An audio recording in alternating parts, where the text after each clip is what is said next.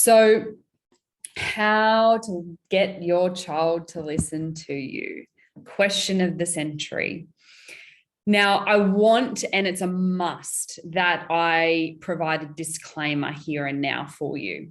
The disclaimer is based on the last 10 years that I've been working in the field of child development, child psychology, and family dynamics, and the biology, genetic biology and psychology too. The reality is that I do not believe that it's ever in anyone's or everyone's best interest to aim for children listening to parents 100% of the time. So that's never my goal. That should never be anyone's goal because it's not realistic. And in actual fact, that's not a positive thing when we are raising and wanting to raise children that have their own opinions and views on things anyway, that are practicing to be independent, that are practicing or voicing different views or opinions. Now, I know that some parents will say, well, Jess, I'm not talking about the big things. I'm talking about the small things. I'm talking about just brushing the teeth, or I'm talking about just getting out of the door or getting their school uniform on. And that's cool. This is going to help, but we never aim for 100% of the time. That's in no one's best interest at all, from what I've seen. And it's really healthy for children to question parents' decisions and their opinions. It's very healthy. And we want to invite that as much as possible. Children, when their brain is growing, they're very curious creatures. Very curious, some more curious than others. And if we shut that off, remembering that childhood is the training ground for adulthood, then we really cut off one of the biggest gifts that humans can have. And this will definitely impact their confidence and their ability to voice their own opinions as they get older. This is their practice ground. But let's stick to the simple stuff. But that disclaimer is really important for me to make there, because I'm certainly not giving these tips to try and have children listen to parents or listen to anyone around them 100% of the time. Not going to work. That's never realistic. And we only set children and parents up for failure if that's something that myself as a practitioner says is possible. So why don't they listen? Why don't they listen? Let me hear your opinions on this. Why do you think children don't listen? Let's hear some comments. I'm really curious to see what you think. Why don't children listen? Because there are two really key points. And my framework is always based on simplicity, and it's always rooted in to the key needs of children in their development. But what do you think? Really curious. Why don't children listen sometimes? Give me your thoughts. Give me your theories. Because here we have it. Here we have the two key reasons. And yes, please also keep in mind that there could be other variables, all right? If we've got divorce or separation happening, if we've got big issues in school, bullying happening, if we've got various other things happening in the child's world, this is going to impact their ability to listen. But overall, these are the two reasons why. So usually children are not listening for one of these two reasons. We keep it simple here. It's always simple. So when children feel like there's a lack of their input into decisions that impact them, they will have less motivation to listen to you.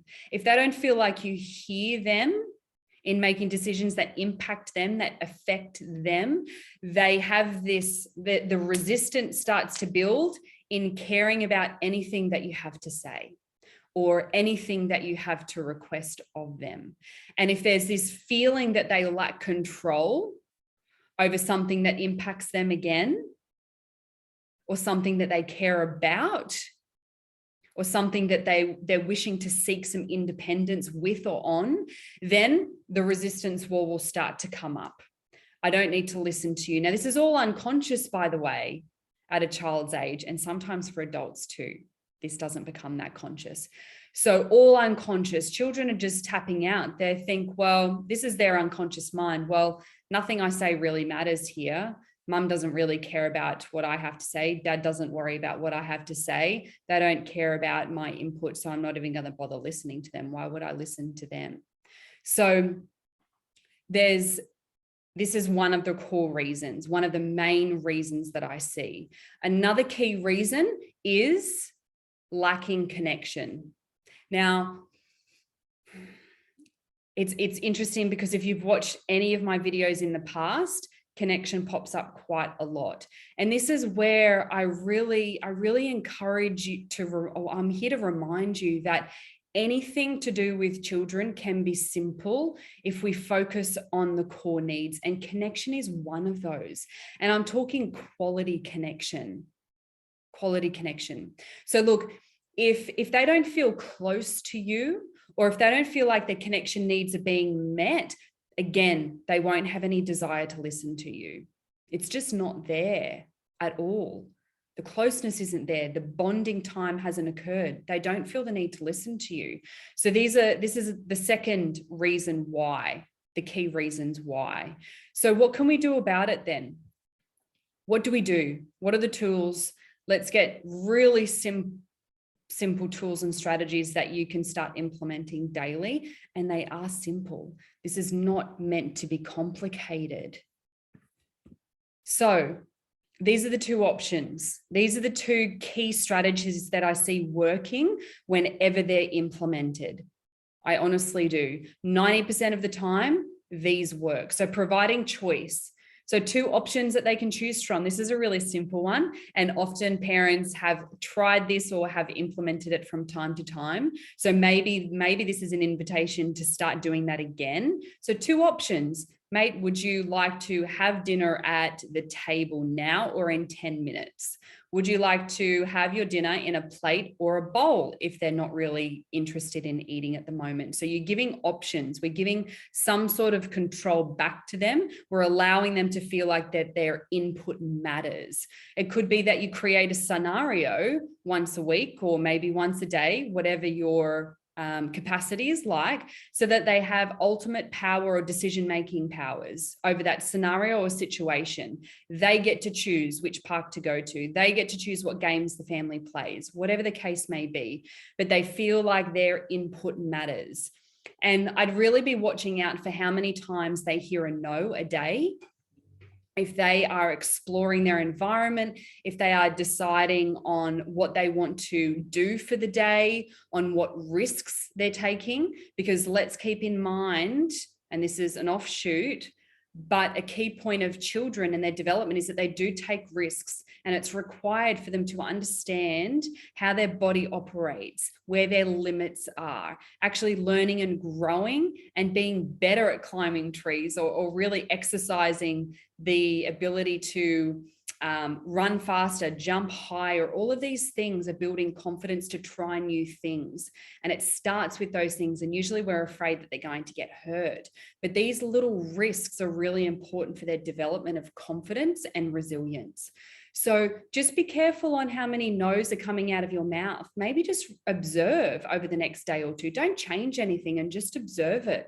And really pick your battles when it comes to when there's a no, or when we're saying no, or when we want to redirect them, or when we really worry if they're listening to us or not. Maybe start to question the instructions that you're giving. If they're resisting it, is it really that important? Why is that instruction there? Is it that you're trying to maintain some sort of control yourself over the environment?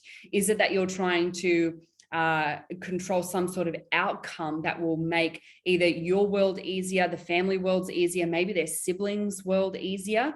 So just noticing where the no's or picking the battles comes from. Just observe, reflect. This is the invitation to become really, really self-aware on when there's this resistance coming up on both sides, by the way. Both sides, not just the child, but also you. Hey, Em, good to see you here. Naomi, good to see you.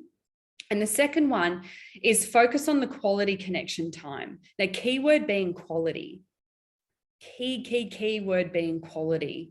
So our core need as humans and children, and I'm going to say it time and time again, if you listen to me at all, is connection. It's connection with our parents when we're developing. It's so critical. They desire it. They crave it. Sometimes they might crave it in a way that seems like they don't want it.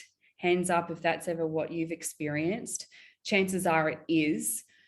So they do crave it, they do want it, they need it from their parents when they're developing. And we often see when the connection time has started to decrease. And I know when I've asked some of you, even watching this, or in challenges I've run or in group programs I've run, when we think about, okay, well, what's lacking here? When we see constant meltdowns or tantrums or aggression, anger, or children not listening, when I give all of the options as to what it could be, 9 times out of 10, the parents are always saying, parents like you probably are saying it's connection time.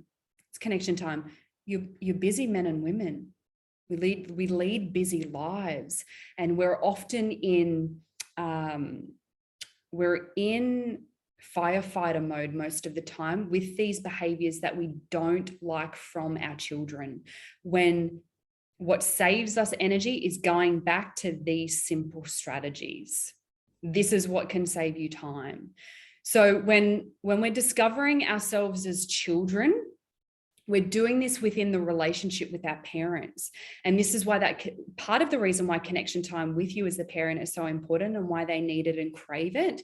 We need our parents' support. We need their unconditional love and guidance within the training ground of childhood. So has it been happening lately? Has there been a real sense of delighting in your children lately? Do you delight in them? Do they know that you love them for who they are as a person, as an individual, even though they might like something that's very weird or that you don't believe is okay or right, but they want to explore it anyway? So do they feel like they're accepted for who they are? And that tends to show up and happen within quality connection time. This is when children tend to feel like, oh, I'm accepted for who I am here.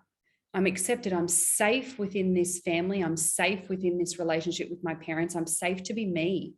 It's safe to be me. So when we've got this to lean on, children tend to want to listen to their parents more because they feel connected to you. And this word connection gets overused, but I know you know what I'm talking about. I know you know that you would be able to bring to mind a moment now, a day right now, when the connection between one of your children was so present that nothing else in the world mattered. Nothing else mattered. You felt in flow with each other, even with you and your husband or your wife or your partner. You felt in flow with them. So you looked at them with gratitude and with love, and you smiled, and they did the same. So how often do moments like that happen? How can we start to make that a priority each day for 5 minutes, 10 minutes? So if there's any questions from what I've shared just then, please let me know in the comments. Happy to answer any questions. But these are 2 really simple, basic needs and strategies to come back to when we've just gone too long putting out the fires of children not listening to us or your children not listening to you. Let's come back to the basics. The basics every time will work. I can assure you. So let me know your thoughts. Let me know what helped, what that sparked in you, what reflection points have come up for you. And that's it from me today. I hope it's been helpful.